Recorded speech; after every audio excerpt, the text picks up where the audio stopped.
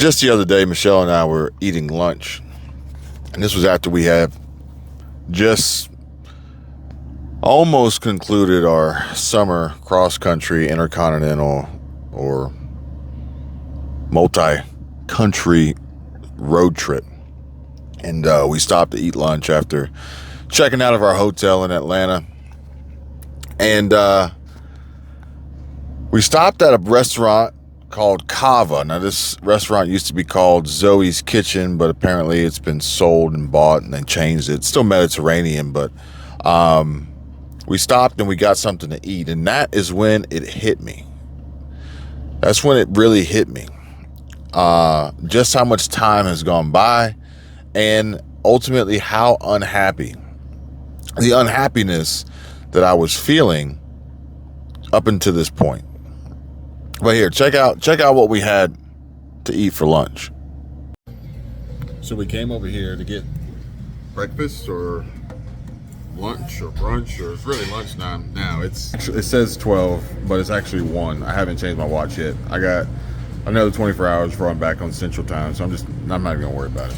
But we ended up coming over here in North Druid Hills to eat at what we thought was going to be Zoe's Kitchen, but Zoe's Kitchen has changed to Cava, and I think this was, I'm trying to remember the name of this burger place. I don't remember the name of this burger place, but it changed to Hot Daddy Burger Bar. Still a burger bar, but it's just changed names. And we got these Mediterranean dishes. This one is Michelle's, and this one is mine. A lot of options to choose from, but ultimately we got the arugula. Or at least she got arugula too, but I got arugula and basmati rice and some red sauce. I don't remember what it was called. Haziki or Hasifa? I don't remember. And tzatziki sauce and pickled onions. What was the red one I got? Harissa. Yeah. Man, struggle is real. So yeah, it looks good. I've never eaten here before. I've only had it 2 times. It is different than my seat moves, but it's different than when I got it with my mom. It's a different place. I like a dress. Is it a dress or skirt? Or is it a romper? Which one is it? Dropper. What was the burger place? What did it used to be called? Oh, it used to be... You don't remember either? Big Top? Nope. I don't remember. Alright, let's see how this works. I got Well, all the vegetables in mine. All the veggies? I got roasted vegetables and super lettuce, whatever. Super greens? Yeah. No. And brown rice. And then I got hummus and tzatziki and tomatoes and cucumber and olives. And then I got a side of different dressings. So this is I think that's the tahini, but it has sesame. Mine's got some kick to it. Oh, and this is the Greek. I put all the spicy stuff in mine. Yeah, you did. But it's really good.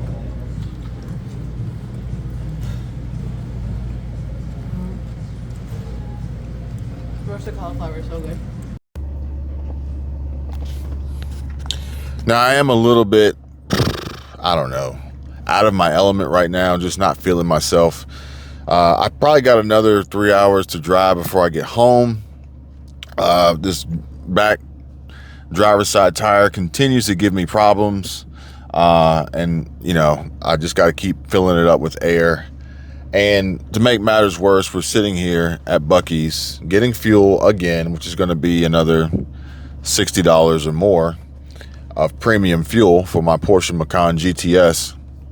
But as I'm backing into the space to access the pump is on the passenger side of the vehicle, and the pump that I had came to, I needed to back into to be able to be on the correct side for the pump. And just the rudeness and typical state of mind every time we come to Buc-ee's, people are only focused and concerned about themselves. And someone literally just drives up, cuts me off, and takes the pump that I was backing into. had to control myself because I wanted to get out and strangle this person. But I just realized that most people they don't really give a shit about anybody else. They don't really pay attention to anything, let alone what the fuck they're doing, let alone what anybody else is doing. And me confronting this person and causing a scene and starting a physical altercation would not solve the problem. But it also made a whole hell of a lot of sense when it came to exactly what I wanted to tell you guys anyway. And that was moving away from a situation, distancing yourself, separating yourself, calling it quits, ending it when you are not happy. And ultimately, I wasn't happy. Now, at lunch at Cava, it was a good lunch. We really did enjoy it. I liked the food. A little pricey, but I liked the food. And on the way out of Cava, we were walking out the door, and that's when it hit me. It's been almost 6 years since I decided to move away from what was causing unhappiness in my life, which was the job that I was doing, where I was working, and pursue a entrepreneurial business owner, self-employed career path that would essentially make me happy. Emotionally, financially, physically, like everything you could think of, this was the goal. And when you look back, it's like, wow, time has flown by. And we have so much more now that we're looking to do and achieve and accomplish that I know would not have been possible being an employee for someone else. Now, it was a different time back then, and the direction that I chose to go with, you kind of gotta read the room, you know?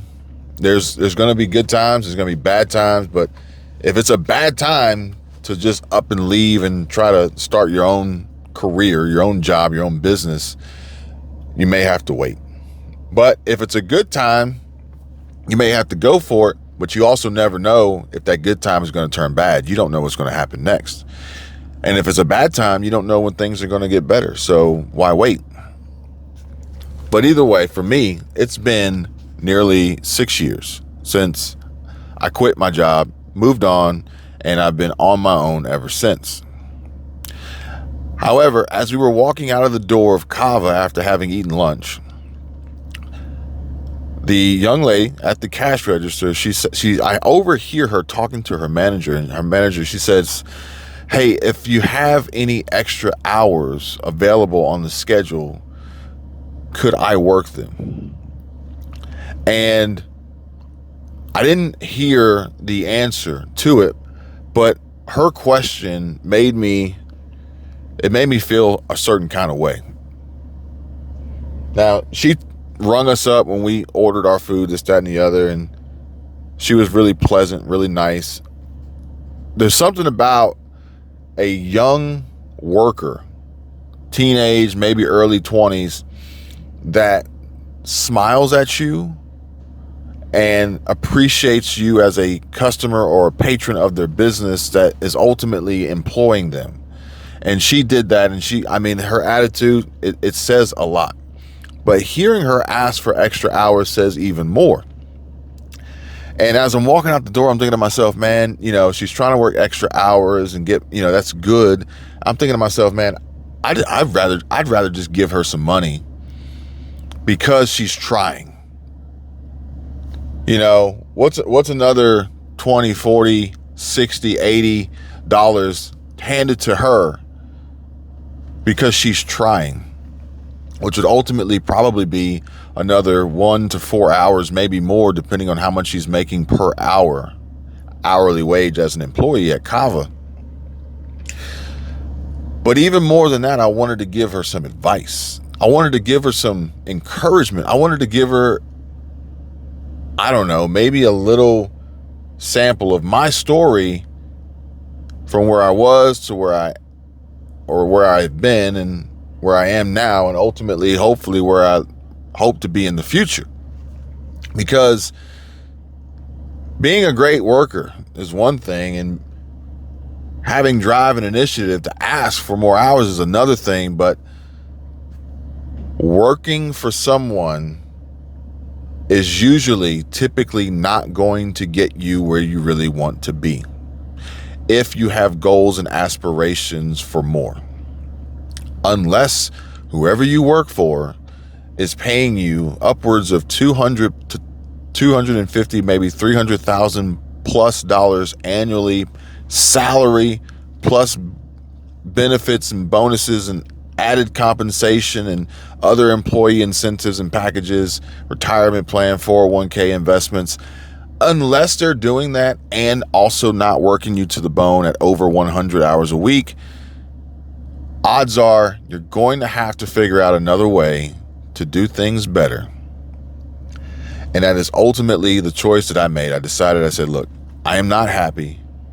And I decided to leave, and have gone on, and I continue to try, which is what I see a lot of people ultimately just oblivious to as I'm just sitting here at this Buc-ee's gas station witnessing the chaos. If you're a pedestrian walking across the opening here between the pumps and the Buc-ee's, you have to be careful because no one is looking at you. Everyone driving through here, except for me, is looking at the pumps or looking at Buc-ee's or looking at what they bought or doing something else, scrolling on their phone, playing on TikTok, and they will run your ass over, okay? And they will keep going. They won't even know what happened. Fucking out there, okay? However, for those who are paying attention, the life, the lifestyle, the essence of being an entrepreneur, a business owner, is literally just that. Paying attention to your surroundings, taking advantage of opportunities,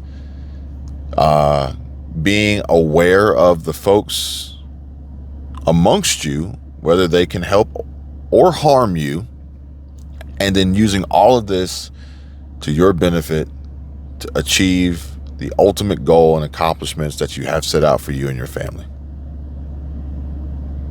Thanks for watching. Please smash the like button, subscribe to the channel if you haven't already, and I'll see you guys real soon.